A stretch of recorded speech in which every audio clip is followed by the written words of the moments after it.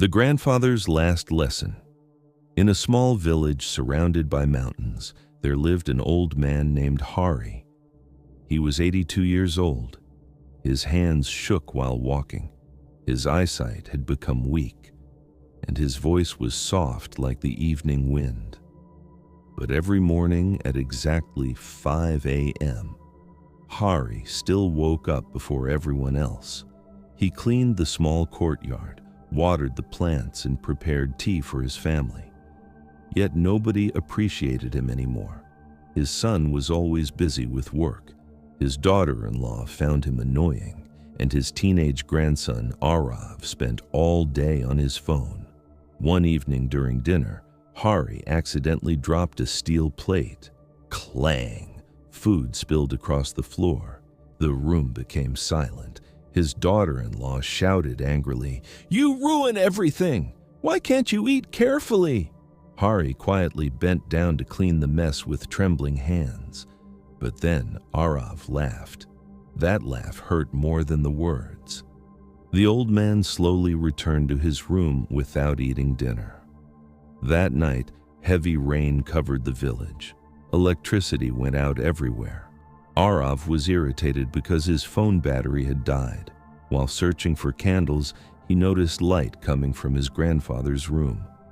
Curious, he opened the door slightly. Hari was sitting near an old lantern, holding a tiny pair of worn-out shoes, and crying silently. Arav had never seen his grandfather cry before. The boy stepped inside carefully. "Dadaji, what happened?" Hari quickly wiped his tears and smiled. "Nothing, Beta. These are your father's old shoes." Arav looked confused. Hari slowly said, "When your father was young, we were very poor. I worked in fields all day and carried bricks at night just to buy these shoes for him." He gently touched the shoes.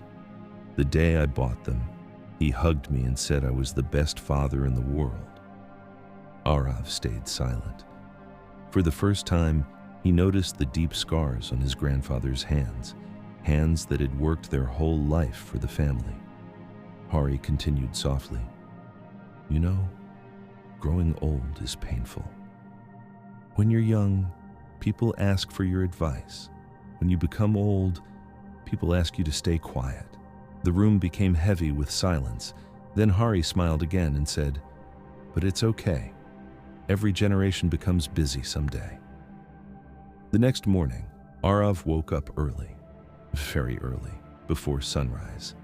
He quietly entered the kitchen and prepared tea using YouTube tutorials because he didn't know how to cook. Then he walked to his grandfather's room. Hari looked surprised. "Tea for me?" Arav nodded shyly. For the first time in years, the old man smiled like a child. Days slowly passed. Arav started spending more time with his grandfather. He listened to old stories, learned life lessons, learned patience. Sometimes they simply sat silently watching sunsets together. And slowly, the bond between them became stronger than ever. But life was preparing a painful surprise. One winter morning, Arav entered his grandfather's room with breakfast, but Hari didn't wake up. The old man had passed away peacefully in his sleep. The entire house broke into tears. Arav cried the most, because now he realized he had started loving his grandfather deeply, only when time was running out.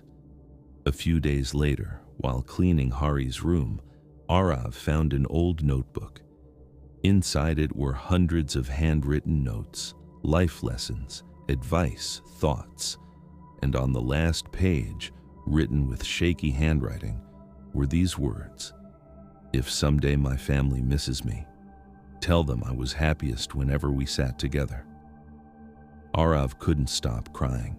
Years later, that same notebook became a famous book called The Grandfather's Last Lesson.